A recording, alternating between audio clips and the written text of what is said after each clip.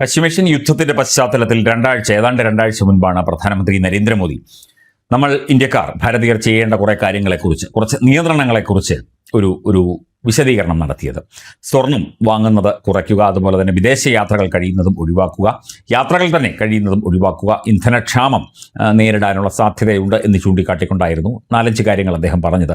അതിനെതിരെ വലിയ തോതിലുള്ള വിമർശനമുണ്ടായി. ഇവിടെ കേരളത്തിലടക്കം കോൺഗ്രസ് പ്രവർത്തകരും നേതാക്കളും അതുപോലെ തന്നെ CPM-കാരും അതുപോലെ രാഹുൽ ഗാന്ധി അടക്കം അതിനെതിരെയൊക്കെ തന്നെ വലിയ തോതിൽ വലിയ പ്രചരണം അഴിച്ചുവിട്ടു. ഇതിനു മുൻപ് ഇന്ദിരാഗാന്ധിയും മൻമോഹൻ സിംഗും ഒക്കെ ഈ കാര്യം പറഞ്ഞിട്ടുണ്ട് എന്നത് ഒക്കെ തന്നെ നമുക്ക് മനസ്സിലാകുന്ന കാര്യമാണ്. ഒരു രാജ്യത്തിൻ്റെ സന്തുലിതാവസ്ഥ നമുക്കത് കൃത്യമായി കൊണ്ടുവരണമെങ്കിൽ രാജ്യത്തെ ജനങ്ങൾ തീർച്ചയായിട്ടും സഹകരിക്കണം, ജനങ്ങൾ രാജ്യത്തോടൊപ്പം നിൽക്കണം, രാജ്യത്തെ ഭരണ സംവിധാനത്തിന് ഒപ്പം നിൽക്കണം എന്നത് ഒരു പൊതുവായ കാര്യമാണ്. അതേ അദ്ദേഹം പറഞ്ഞുള്ളൂ. പക്ഷേ ഇപ്പോൾ ഈ സ്വർണത്തിൻ്റെ കാര്യം വന്നപ്പോൾ സ്വർണം, വെള്ളി, പ്ലാറ്റിനം എന്നിവയുടെ ഇറക്കുമതി തീരുവ, അതായത് ഇമ്പോർട്ട് ഡ്യൂട്ടി ഉയർത്തിയതിന് തൊട്ടു പിന്നാലെ രാജ്യത്തെ ഞെട്ടിക്കുന്ന വ്യാപാര കണക്കുകളാണ് പുറത്തു വരുന്നത്.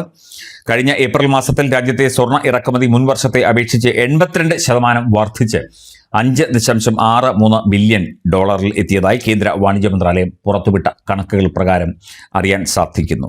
ഈ കുതിച്ചുചാട്ടം രാജ്യത്തിന്റെ ആകെ വ്യാപാര കമ്മി, അതായത് ട്രേഡ് ഡെഫിസിറ്റ് 3 മാസത്തെ ഏറ്റവും ഉയർന്ന നിരക്കായ $28.38 ബില്യൺ എത്തിച്ചു. കൃത്യമായി ഒരു രാജ്യത്തിന്റെ സാമ്പത്തിക നിലവാരം വളരെ പെട്ടെന്ന് ഉയരുന്നത് ഈ സ്വർണത്തിന്റെ ഇറക്കുമതിയും കയറ്റുമതിയുമായി ബന്ധപ്പെട്ട ഒരു കണക്കുകളിലൂടെയാണ്. കാരണം ഏറ്റവും വില കൂടിയ ലോഹങ്ങളിൽ ഒന്നാണ് സ്വർണം, പ്ലാറ്റിനം, വെള്ളി തുടങ്ങിയ.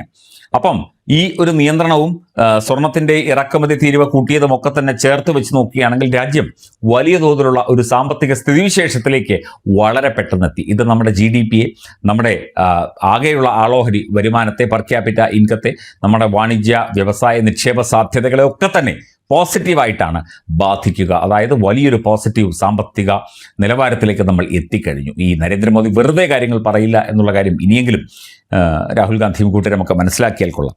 സ്വർണത്തിന് പുറമെ വെള്ളി ഇറക്കുമതിയിലും വൻ വർധനവാണ് ഉണ്ടായത്. വെള്ളി ഇറക്കുമതി ഇരട്ടിയിൽ അധികമായി വർദ്ധിച്ച് $411 മില്യൺ സസ്യ എണ്ണകളുടെ ഇറക്കുമതി ചെലവ് 40% വർധനവോടെ $1.72 ബില്യൺ ആയപ്പോൾ പെട്രോളിയം, അസംസ്കൃത എണ്ണ ഉൽപ്പന്നങ്ങളുടെ ഇറക്കുമതി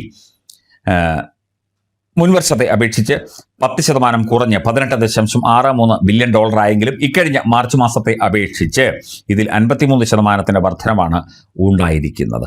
ഇത് വെറുതെ ഒരു കാര്യം അങ്ങ് വെട്ടി തുറന്ന് പറയുകയല്ല, അല്ലെങ്കിൽ വെറുതെ നിങ്ങൾ ഇന്ന ചെയ്യരുത് എന്ന് പറയുകയല്ല. നിങ്ങൾ ഇന്ന കാര്യം ചെയ്യരുത് അല്ലെങ്കിൽ നിങ്ങൾ ഇന്നതുപോലെ ചെയ്യണം എന്ന് പറയുന്നതിൽ, അത് പ്രധാനമന്ത്രി നരേന്ദ്രമോദി പറയുന്നതിൽ ഒരുപാട് കാര്യങ്ങളുണ്ട്. കൃത്യമായി ആലോചിച്ച് ഭാവിയിലേക്കുള്ള തീരുമാനം കണക്കിലാക്കി നമ്മുടെ രാജ്യത്തിൻ്റെ നിലവാരവും നമ്മുടെ രാജ്യത്തിൻ്റെ ഉയർച്ചയും കണക്കാക്കിക്കൊണ്ടാണ് ഓരോ വാക്കും ആ മനുഷ്യൻ പ്രയോഗിക്കുന്നത്.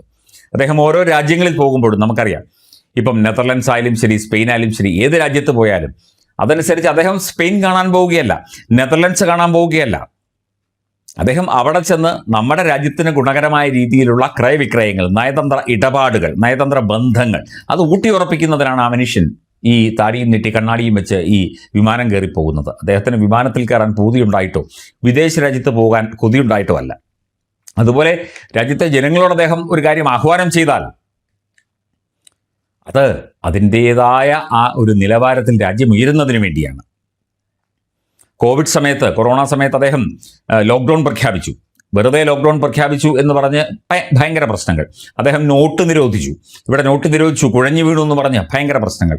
ഇതെല്ലാം നമ്മുടെ രാജ്യത്തെ ഓരോ വ്യക്തികൾക്കും, നമ്മുടെ രാജ്യത്തെ ഓരോ മണൽത്തരികൾക്കും ഉണ്ടാകുന്ന നേട്ടം മുൻനിർത്തിയാണ്.